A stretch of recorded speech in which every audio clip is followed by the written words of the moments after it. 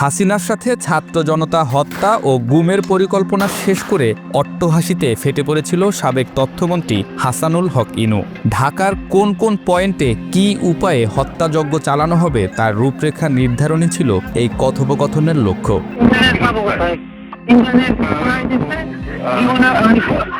আমি তো আনবো টানবো না, যদি অন্য সরকার আসে তখন আনবে।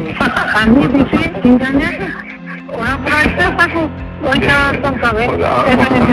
বাংলাদেশি সরকার আসবে না, অন্য সরকার আসবে আসুক না, আমি এখন যাচ্ছি এখন। না না।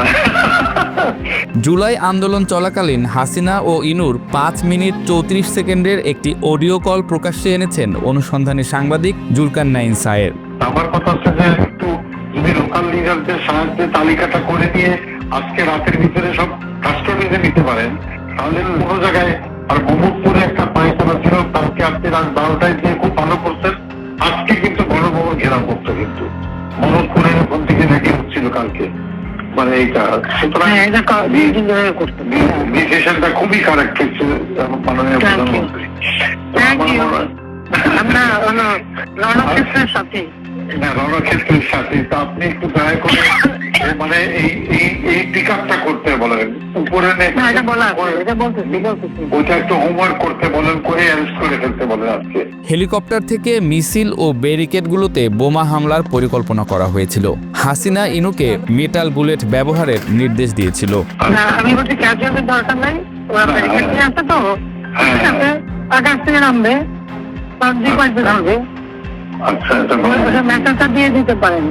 আচ্ছা, ছত্রিশে পাঠানো হচ্ছে, হেলিকপ্টার দিয়ে সোজা বম্বিং করা হবে। আচ্ছা, হেলিকপ্টারটা উপর দিয়ে মারবে। আচ্ছা, উপর থেকে সাউন্ড বম যাবে আর কি।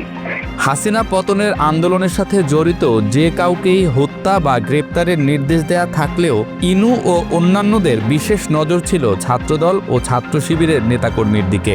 কার্ফিউর পরে যাতে আর বেশি না নামতে পারে সেজন্য একটা হোমওয়ার্ক করতে করা দরকার। যেহেতু উত্তর পাট্টা, গুলশান, যাত্রাবাড়িতে যারা মিছিল লিড করছে সেগুলো চিহ্নিত আছে ছাত্রদল, বিএনপির ছেলেরা, শিবিরে। তো সেই ছেলেগুলো মানে ধরো রিজভিকে অ্যারেস্ট করা বা রুলকে অ্যারেস্ট করা ইম্পর্টেন্ট না, ইম্পর্টেন্ট হচ্ছে যে মিছিলটা লিড করেছে।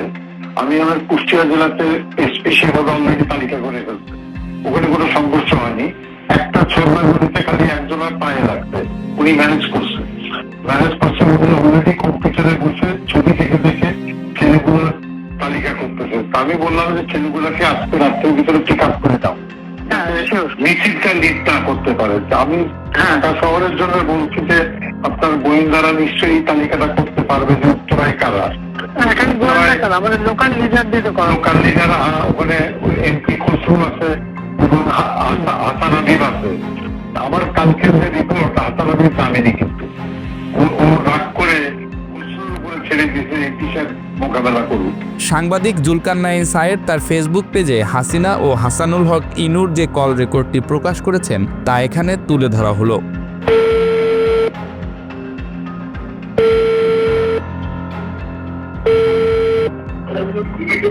হ্যালো, জি, আসসালামু আলাইকুম।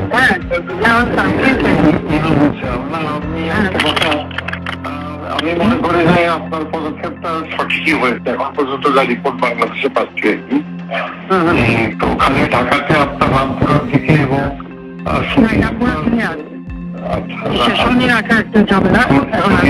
কিছু মোল্লারায় 41টা অনেক মাদ্রাসা মাদ্রাসা আছে, ওই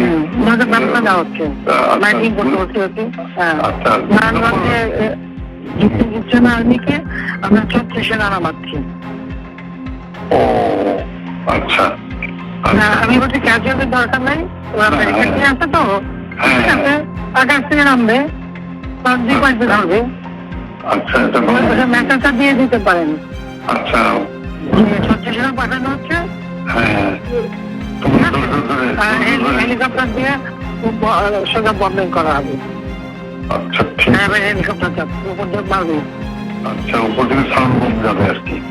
ঠিক আছে, যেটা গেল। আমি একটা পয়েন্ট আপনার একটু নজরে আনার জন্য রিকোয়েস্ট করতেছি যে কার্ফিউ ধরেন 2-5 দিন চললো, কিন্তু কার্ফিউর পরে যাতে আর মেশিনটা নামতে পারে সেজন্য একটা হোমওয়ার্ক করা দরকার। যেরকম উত্তর পাড্ডা, গুলশান, যাত্রাবাড়িতে যারা মিছিল লিড করছে সেগুলো চিহ্নিত আর কি ছাত্রদল বিএনপির ছেলেরা শিবিরে। তো সেই ছেলেগুলো মানে ধরো রিজভিকে অ্যারেস্ট করা বা রুলকে অ্যারেস্ট করা ইম্পর্টেন্ট না, ইম্পর্টেন্ট হচ্ছে ওইখানে রাউন্ডে যে মিছিলটা লিড করেছে। আমি আমার কুষ্টিয়া জেলাতে এসপি সেভাবে অলরেডি তালিকা করে ফেলছে, ওখানে কোনো সংঘর্ষ হয়নি। একটা ছোটবাড়িতে খালি একজনের পায়ে লাগছে, উনি ম্যানেজ করছে উনি অলরেডি কম্পিউটারে বসে ছবি দেখে ছেলেগুলোর তালিকা করতেছে। আমি বললাম যে ছেলেগুলোকে আজকে রাত্রের ভিতরে পিক আপ করে দাও, মিছিলটা লিড না করতে পারে। আমি ঢাকা শহরের জন্য বলছি যে আপনার গোয়েন্দারা নিশ্চয়ই এই তালিকাটা করতে পারবে যে উত্তরায় কারা। লোকাল লিডার ওখানে এমপি খসরু আছে এবং হাসান আবিব আছে।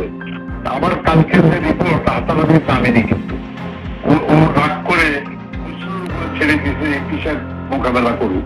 তো হাসান আবিব লোকাল না তো লোকাল, ওদের তো লোকজন আছে। হাসান আবিব নামেনি, আর এখানে ওয়াকিলও সামলাতে পারেনি, ও দুই লাইনে পা দিয়ে চলে। আমার কথা হচ্ছে যে একটু যদি লোকাল লিডারদের সাহায্যে তালিকাটা করে দিয়ে আজকে রাতের ভিতরে সব কাস্টডিতে নিতে পারেন, তাহলে কোনো জায়গায় আর মোহাম্মদপুরে একটা পায়খানা ছিল, কালকে আপনি রাত 12টায় দিয়ে খুব ভালো করছেন। আজকে কিন্তু বড় ঘেরাও করতো, কিন্তু মোহাম্মদপুরে ওখান থেকে রেডি হচ্ছিল কালকে, মানে এইটা। সুতরাং ডিসিশনটা খুবই কারেক্ট হচ্ছে মাননীয় প্রধানমন্ত্রী।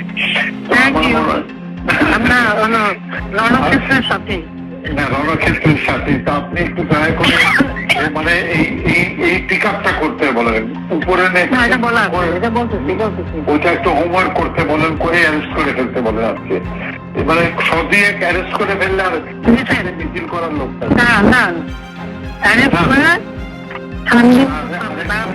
আরেকটা রিকোয়েস্ট আমার যে ইন্টারনেটটা আমার মনে হয় চালু করতে বলে, এটা আমাদের কাজে লাগবে।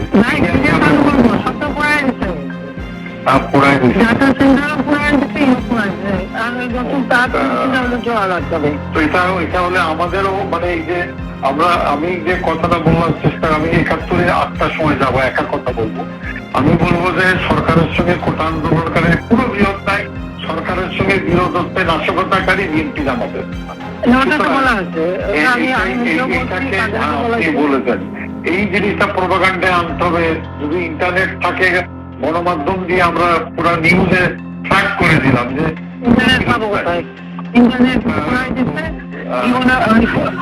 আমি তো আর আনবো টানবো না, যদি অন্য সরকার আসে তখন আনবে। আমি দিচ্ছি ইন্টারনেট, ওরা পুরাইতে থাকুক, ওইটা চলতে বাংলাদেশি অন্য সরকার আসবে না, অন্য সরকার আসবে আসুক না। আমি এখন যাচ্ছি, এখন না না জামাত সাহেব ওটা যারা আপনার করেন, আমরা করাচ্ছি। এই ক্লিয়ারে জামাত শিবিরের আবার মেরুদণ্ড ভেঙে দেন ঢাকা শহরে একেবারে। আমি বাদ বাকি আমাকে যেটা বলবেন আমি ইনশাল্লাহ করবো। না, ওই তালিকাগুলি তো করে ফেলান, আর এই সুতা যা পারেন শিবির যেটা আছে যা আছে তদ্দূর করেন। আমার না নাই। ঠিক আছে, আচ্ছা আচ্ছা, থ্যাংক ইউ।